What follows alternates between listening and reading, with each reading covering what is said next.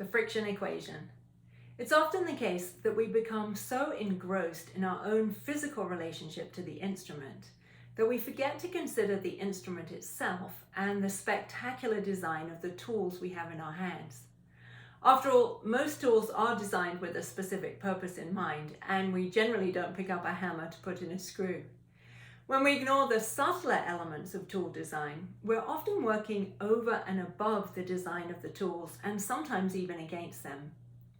Before we get into the friction equation, it should be said that it is applied most easily and with most success if the basic unity of the bow arm and the Martellet principle and bow shaping are all worked into the playing already. So what do we mean by the friction equation? It refers to the specific elements in the bow and strings that create friction and affect tension. When we know what these are and learn how to combine them in different ways, the bow can do exactly what it was designed to do, and we can move comfortably and with ease.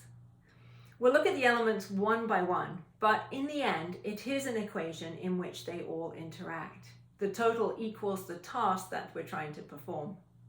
So the first element is surface area of hair. The greater the surface area in contact with the string, the greater the friction. This has a profound effect on dynamic range and off the string strokes. It's helpful to think about what happens when we do a belly flop versus a dive for these off the string strokes. The belly flop is caused by maximum surface area of us, our bodies, meeting maximum surface area of water, a painful slap. On the other hand, a beautiful dive is the opposite, a gentle angle of us making a gentle angle into the water. Exactly the same thing happens with the bow if the surface area of hair in contact with the string is wrong. Too much surface area and off the string strokes become impossible, even if the bow arm's functioning correctly. We get too much of what I call the spicky stuff, where the bow is being thrown out and off the string rather wildly. Equally, in the lyrical playing, where we're using longer bow strokes, if we're unable to manipulate the surface area of hair, then we can't utilize the friction and tension elements to produce dynamic and nuance changes in these longer bow strokes. The second element in the equation is the tension between the stick and the hair. We're used to thinking about where we are on the stick and the weight in different places, but we're not so good at considering this in combination with the tension changes inherent in the bow design. This is interesting to think about. So the frog has a great deal of weight and is high in tension. The middle of the bow still has weight, but very, very little tension. And the tip of the bow is light, but has an increase in tension. And you can see this just by looking at the bow and the varying proximity of hair to stick. The third element is where we are on the strings. We forget that the strings have multiple tension variations. Each string itself offers a different degree of tension, and this can have implications for fingerings. But perhaps more importantly, the variation from bridge to fingerboard on each string offers a huge range of greater and lesser tension possibilities. It's helpful to think of the string as a trampoline. There is the center of the trampoline and the edges, with all the results that transitioning from center to edge will have on the person jumping. Where the bow is on the string in relation to the fingerboard and the bridge will have a profound impact on it functioning. So our equation is hair surface area plus stick to hair tension plus wear on the strings equals degree of friction. Let's look at each of these in a full bow stroke, and then we can look at them in off the string strokes too.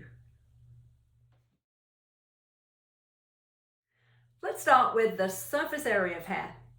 There's confusion about what makes this adjustment, and we can often find ourselves distorting the wrist in both directions or distorting the fingers.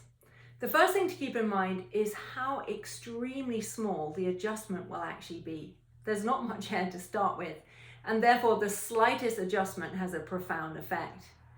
If you hold a pencil in your right hand, you can feel it resting in the hand with the thumb being the lower surface upon which the pencil's resting.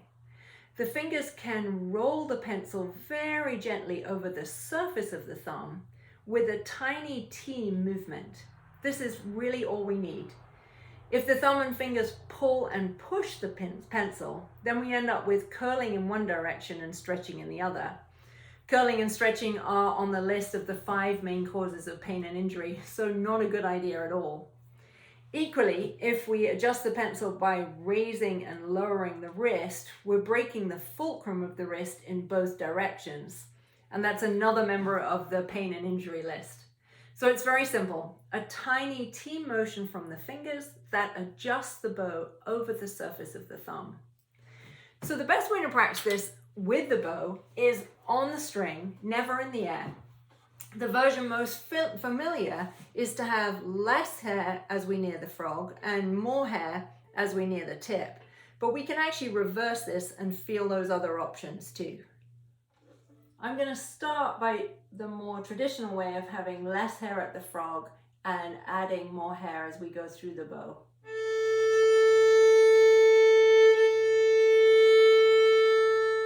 But we can reverse it. So I can start with more and have less. So all options are available. Notice that arm, that finger, hand, forearm unit looks exactly the same all the time. There's no distortion. It's just this tiny motion in the fingers. If we do it on the D string,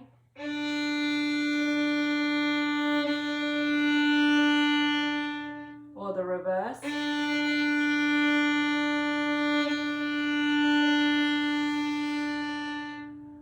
let's move on to string placement. This involves the same basic movement in the arm that controls bow straightness, but in a more refined way. It's the in and out motion that comes from the back of the elbow and is exactly the same motion that we use to open and close a drawer in daily life. If you think about opening a drawer, not only does the movement come from the forearm back here, but the torso adjusts over the fulcrum of the feet in proportion and perfectly synchronized. This would be the fulcrum of the sit bones if seated. So while in and out works in combination with the left-right movement of the arm, it's not the same movement. There's been some confusion over this, and as a result, in and out, or straightness, plus left and right, this motion, have often become polluted and confused. But they're actually clearly identifiable on their own and as they interact. It's important to say that in and out refers to the bow going in towards the fingerboard or out towards the bridge. It's identified by where the bow is on the strings because the bow is a lever system with the hand and arm at one end. So there are 2 good simple exercises to feel the in and out. The first is to make gentle zigzags along the entire bow length, feeling the back of the elbow moving towards the fingerboard and bridge, plus the corresponding adjustments over the feet. The second is to divide the string into 3 lanes. Lane 1 is near the fingerboard, lane 2 is in the middle, and lane 3 is at the top. Then we can feel the arm making the necessary in and out adjustments to drive in each lane. Any small child with a toy car and 3 lanes will do exactly this. So let's take a look at lane 1. Lane 1 would be here.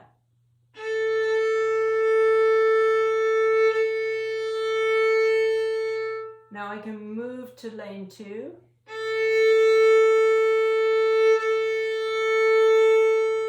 To lane 3.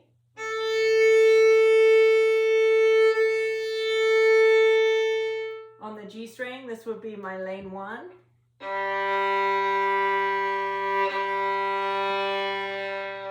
Moving to lane 2.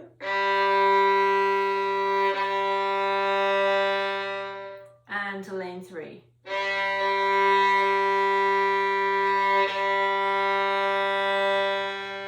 So if I just put the arm lane 1, lane 2, and lane 3, you can see that in and out motion working. Stick hair tension. This ties in with the discussion on collet and how the glue is built in for us. If you put the bow in different places along its length and don't actually make a stroke, you can gently feel the variation in resistance that the stick to hair tension creates. It's best to do this in the same lane on one string in order to identify it clearly. So here I am in different spots on the bow, but all in lane 1.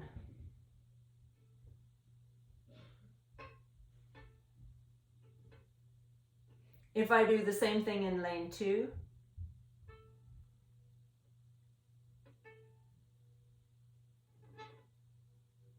and then in lane 3, I could choose more subtle variation in spots to feel that glue.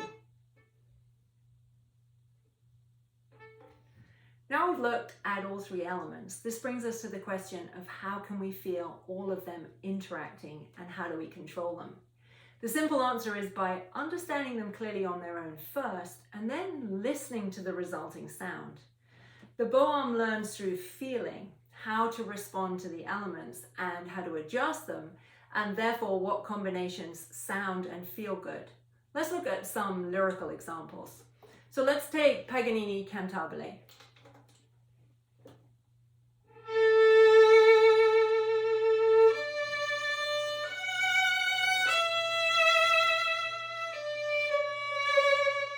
So in this opening, I'm using a very traditional turn in the bow. Flatter hair here. What I'm doing to bring out the F sharp is actually using that in and out motion to give tension.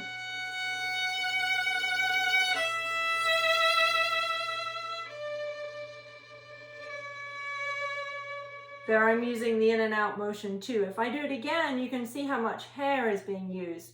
As there's more tension on the string, it's not the case that there's more hair tension.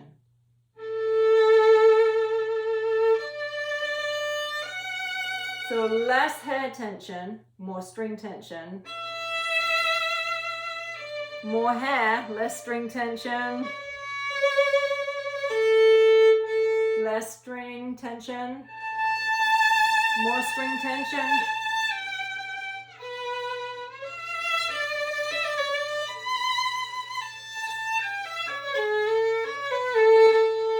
More hair tension.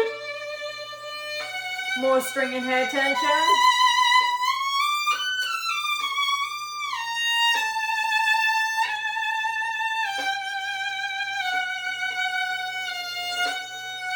So at that moment, I've got a lot of string tension, but not too much hair tension.